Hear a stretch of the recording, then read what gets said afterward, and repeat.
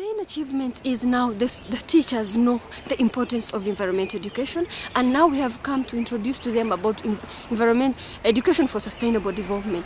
With the schools, they have known the importance of environment. The communities have also known the environment education importance.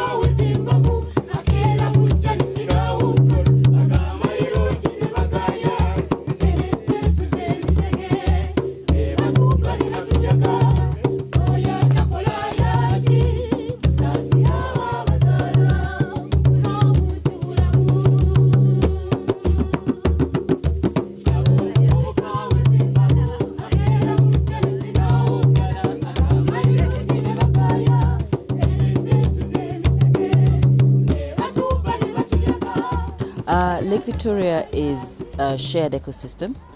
It is shared by 3 countries, Kenya, Uganda and Tanzania.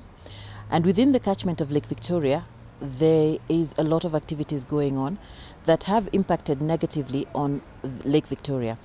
Some of these include some of the agricultural activities going on, deforestation and degradation of the soils, overfishing going on in the lake, and there's also pollution from some of the factories and the cities found around the lake.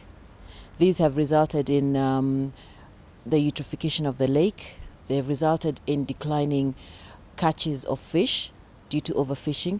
There is also a declining variety of fish within the lake, especially the indigenous species, which have been affected by some of the introduced species.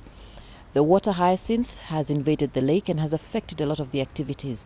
This is due to some of the pollution as well as the pesticides coming and the nutrients coming down through the rivers into the lake.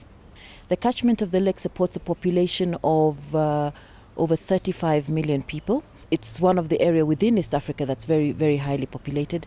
Poverty levels are high, many people, over 50% around the lake, and $1 a day. And so you've got many other problems facing them. Disease levels are high, malaria is very prevalent in the area, and the area has also suffered very, very much from the HIV/AIDS pandemic. Due to all these problems that have been mentioned, it was decided that education would be a good way to address some of the problems within the catchment. The project that we have is called the Lake Victoria Catchment Environmental Education Program. The purpose of the program is basically to try and address some of the problems through equipping the people who live within the catchment with the skills to make decisions about how to manage their environment. Therefore, an environmental education program that looks at schools, school children, their teachers and their communities was designed, and this is the Lake Victoria Catchment Environmental Education Program. The catchment is huge, and so we have started off by working within some specific target areas, and specifically we have tried to focus on the river basins, on the major rivers that feed the lake. So for Kenya and Tanzania, we are working with the Mara River, along the Mara River, and the Mara River feeds the lake, enters the lake in Musoma, and so we're working with communities around there. In Uganda, we're working with the Katonga, within the Katonga River system, and we have started within the lower catchment in Masaka district.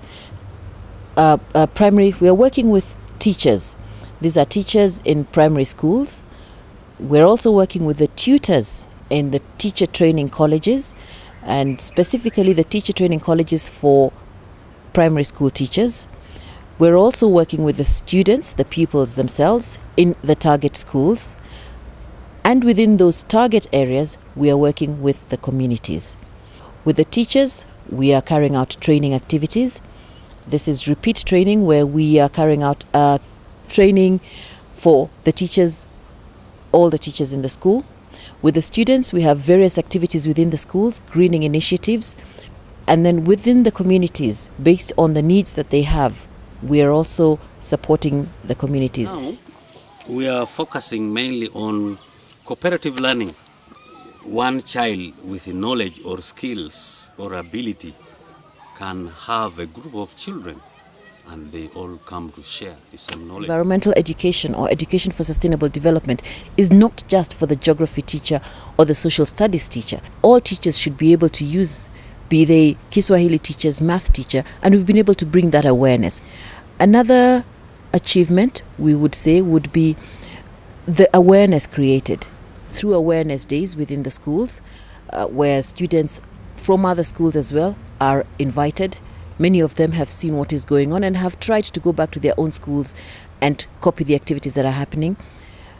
Other activities are, for instance, World Environment Day activities, where the various schools or the communities through the program will organize barazas or rallies where there might be competition. The linkages made, the students, when they go home, their parents have also been involved in the training, or their parents are fully aware of what's going on. And so there's a lot of support. The parents who form part of the board often come to many of the meetings, be they just teachers' meetings, they will often come and they will give us briefings.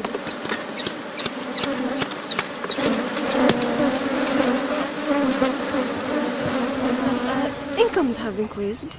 There is also health and sanitation, but also collaboration with the countries. We have achieved that. It's a big achievement. The regional whole program, now we have achieved that. We have contacts in Kenya, and so I think we are really conserving our resource, Lake Victoria. It's a good thing.